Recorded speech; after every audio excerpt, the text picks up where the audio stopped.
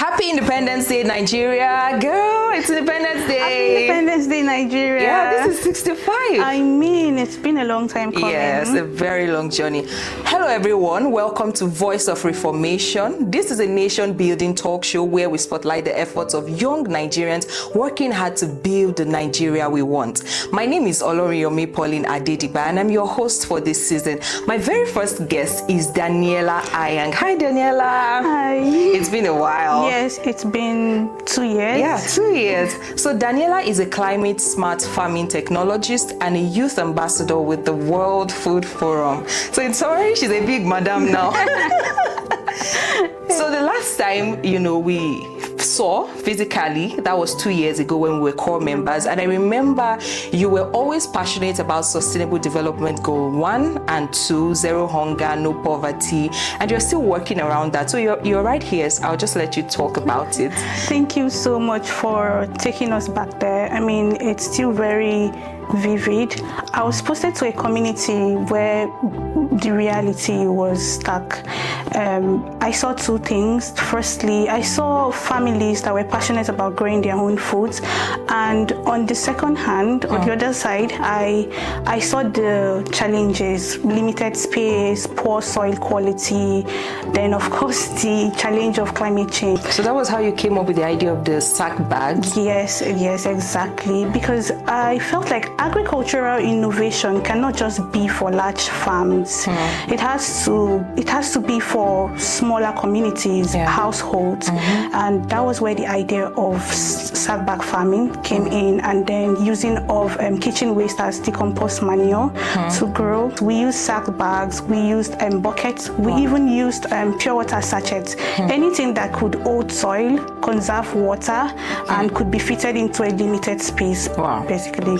So essentially, as a young person, particularly a core member, you saw a problem in your community and you took the step to address it.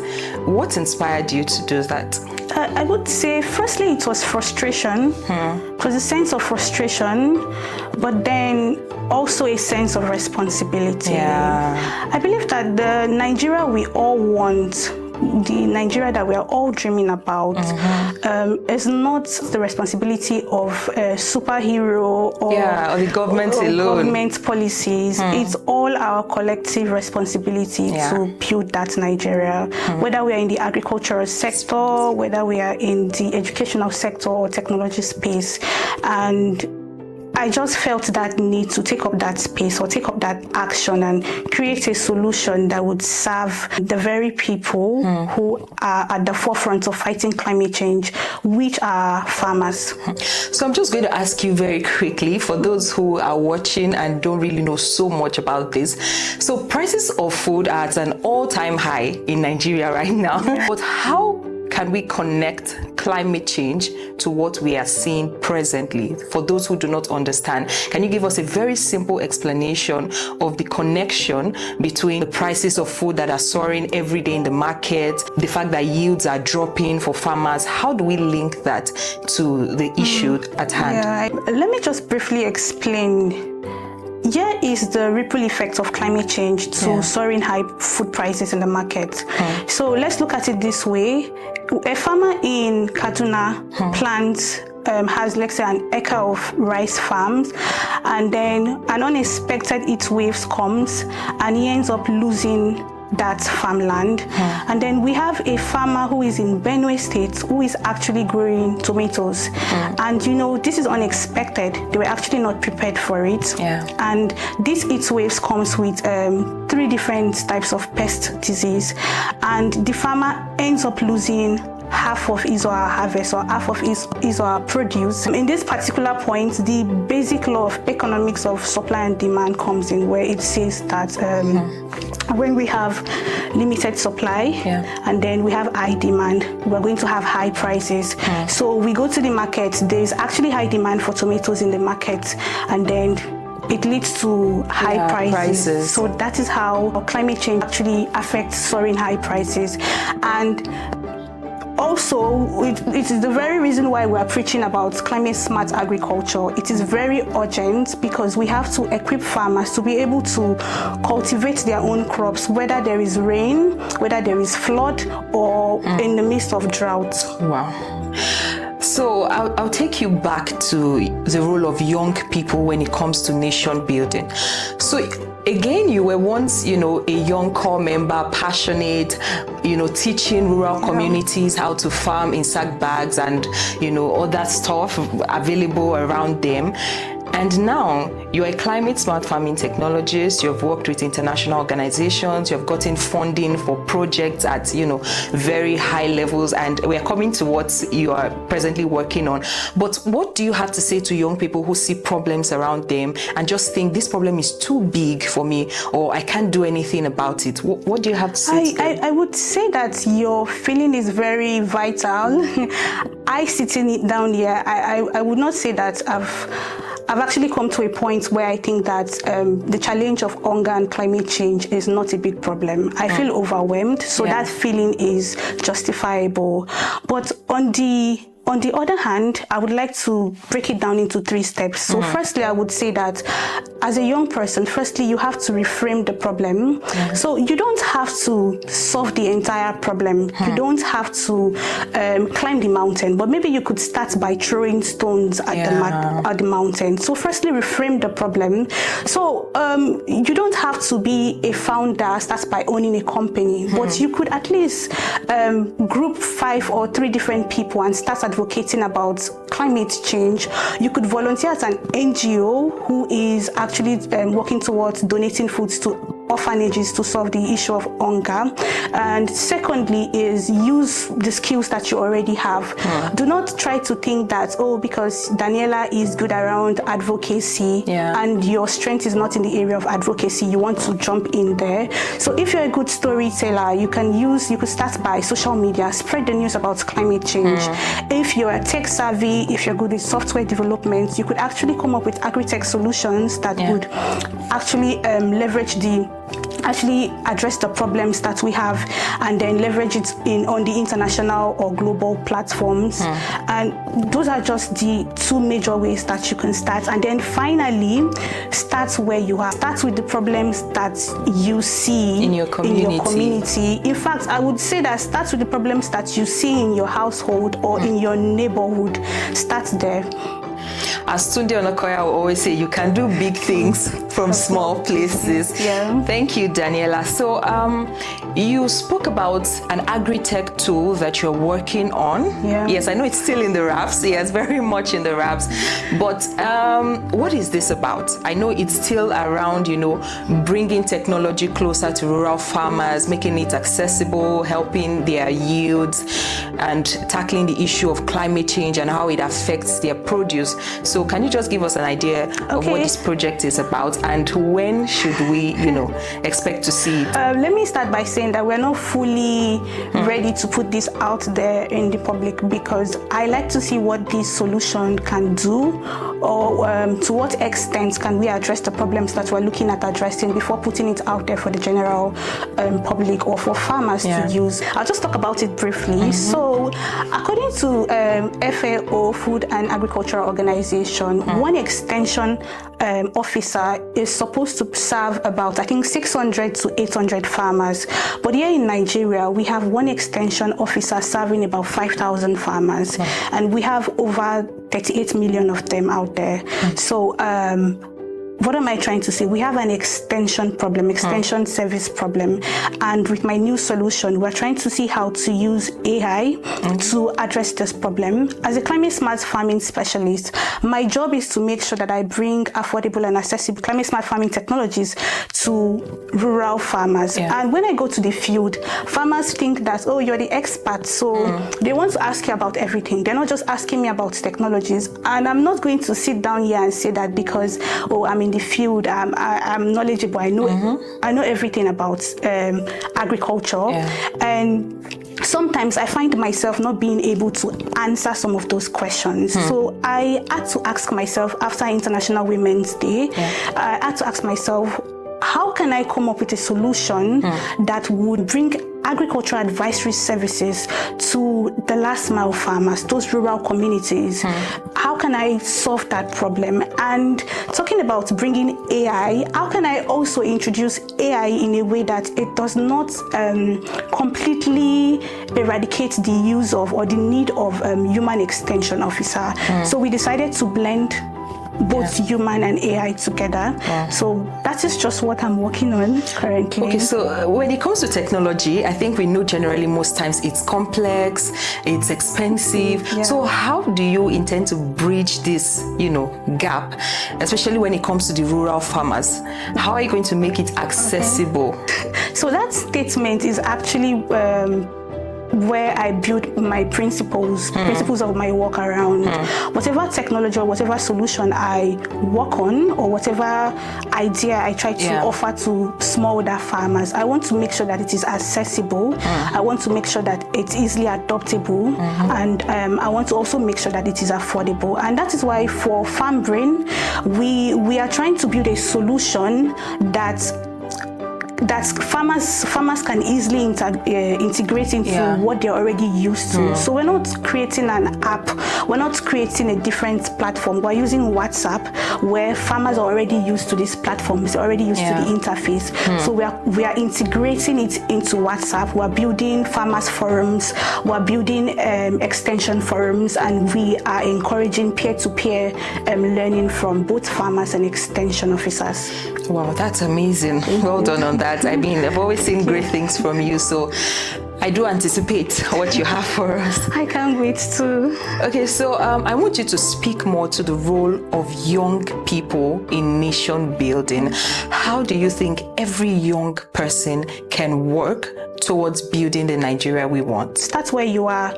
I wasn't an ambassador when I started. I wasn't a specialist. I wasn't an advocate. I was just a youth corps. Yeah, you were a corps member. And I want to talk about this because so many young people do not realize the massive opportunity that getting to serve your country is. So most people do it, they're nonchalant about it. But if you do it well, right, it could take you to places. Today is not the day I share my story because Daniela is the guest on the show.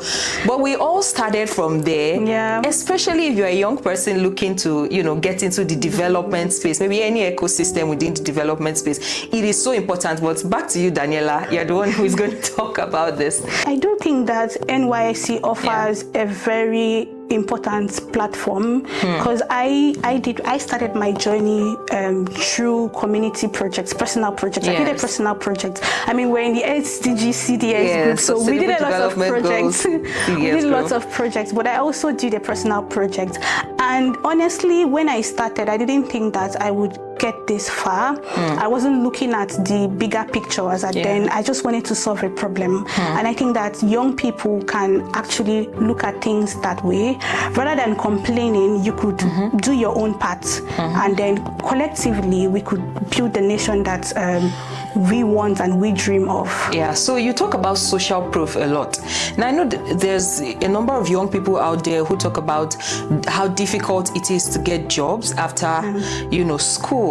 But that was not the case for many people. I know the reality is out there, right? So I do not deny that it is an issue we face presently in Nigeria.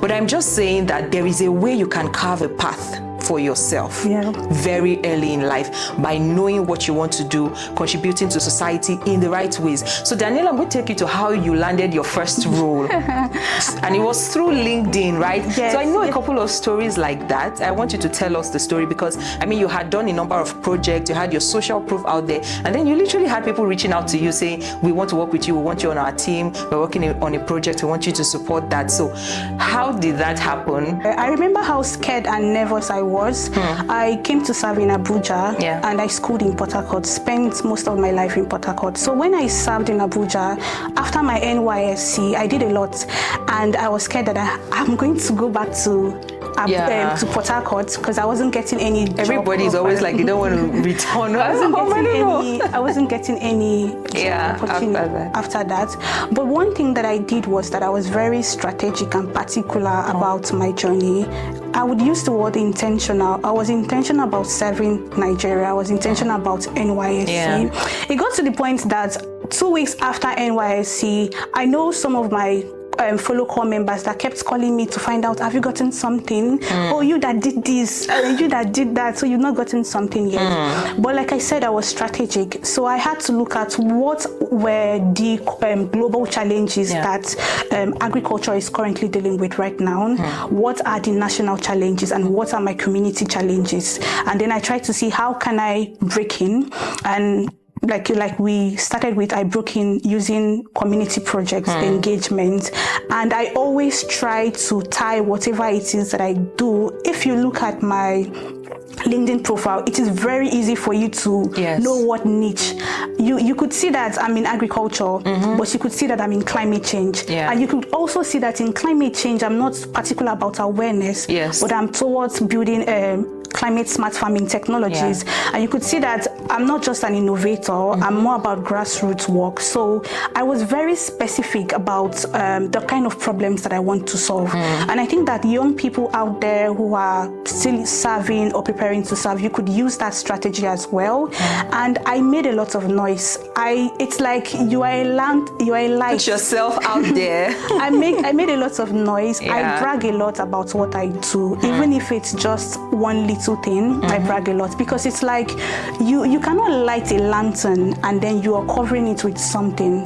It would not illuminate. So I bragged a lot about it on LinkedIn, thanks to my sister. So she introduced me to LinkedIn. So I posted about all I was doing on LinkedIn, created. In fact, I served in a government Agricultural Research Council of Nigeria, and they'll say that, oh, nothing is going on in government agencies or institutions. I created projects. I did seminars. I will go and meet my director and I'll say, so I want to do this project, I want to do this. When I got there, they were like, they're not funding, we don't give corpus funding. These organizations, we're not paying core members. So, but you know that I was able to raise funds from even that organization. And when I also went there, I realized that they had this TV station. I looked at what resources do they have and what can I make use of what they have.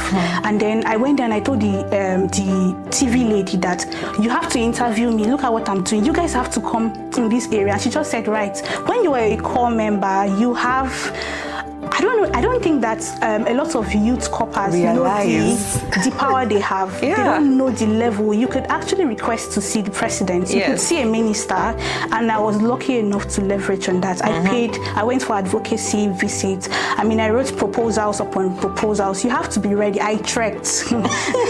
And didn't we all? I trekked, and I could write proposals. I could submit about 10 proposals, and you're not expecting to receive 10 feedbacks, but at least you just need one. And I got 2 out of it, and that was enough for me to empower, I think, about 150 community members, smallholder farmers throughout my NYSC journey. So I think if you're a young person looking to establish yourself and make yourself known as an authority or an icon in your field, you could actually use some of these strategies. Bragging about what you're doing, I call it social proof. Because it is one thing, you could actually write a CV and submit a CV to a management or an organization, and I also write a CV and I tell you that I did this and I did that, and I attach a link or there's a video to what I actually did. Who do you think they're going to pick? Exactly. They're going to choose and me. These days when you put in applications either for fellowships, international opportunities and all, shortly after you see them, they actually come to check your LinkedIn profile.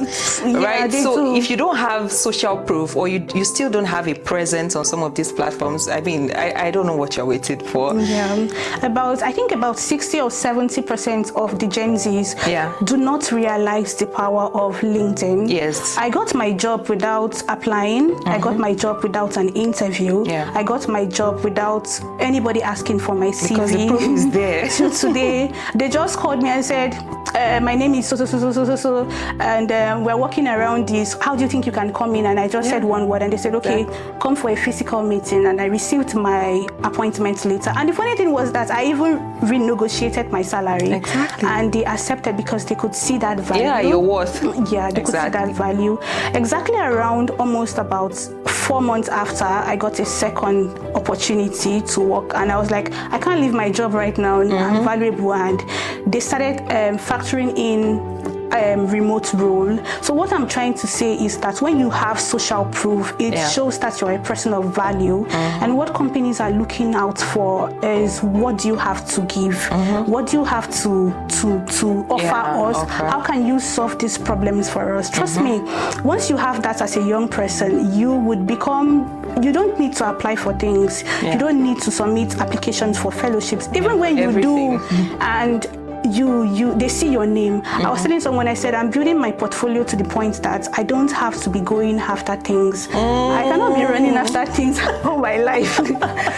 But I want these things to be, once they see Daniela Ayang, they should know, right? They just say, no, this girl, let her just come in. Let her just come in.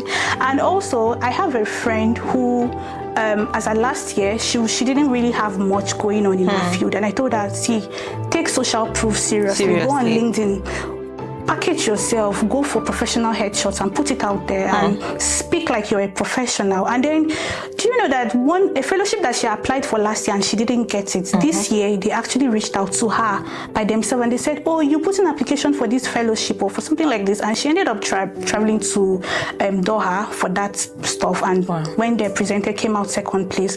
So it is very important that you put yourself out there as a young person. It's a noisy world, my dear. If you want to scream, but make sure that you're not silent. Make sure that if they want to call 10 people who are doing notable stuff in your field, your name is there. And you're not too young to do it, and you're not disadvantaged because you're in Nigeria. You're really much needed right now, and we need people like you. Yes, we need people like you. Thank you. So she has said a lot. I don't even know where to start from, but carve a niche for yourself. Know where you belong. Know what you're working on. There's a lot of noise out there, and particularly many young people are everywhere, right? So you shouldn't be. That's another, challenge right now. But carve a niche for yourself. Know what you want to do, and like she said, if they're going to mention the top 10 people in your field in a couple of years, your name should be mentioned. And I can't wait to see that for you. I know it's definitely going to happen. So what message do you want to leave with young people? Yeah, so this is like the last question. I want to go on and on, but then we have to. So what message do you want to leave with young people about starting small but dreaming big? So your goals are big, your aspirations are, way up there, but then you have to start from where you are. How do you strike that balance? And then also being intentional. Like you said, you trekked and all. There were a lot of sacrifices you made that you've not even spoken about. Especially sometimes even your core, that time, now core members are getting, is it 77,000 naira. Oh, 77. Then it was 33. Yeah, and then you will still take from that to support your project or your idea. So I believe that maybe these are values young people also have to take into consideration. So what message would you want to leave with young people? You don't have to figure it all out at the beginning. Just start where you are, start with what you have. You don't have to, like I've already said, solve the entire problem. If you're coming into the climate change space, it's quite broad. We have a whole lot of challenges to tackle. Talking about SDG 1 to 17, look at one of them and fix yourself in there. Growth doesn't always look like what we imagine it to look like, but when you look back, when you try to reflect on your journey, you would be able to see that you've actually made progress.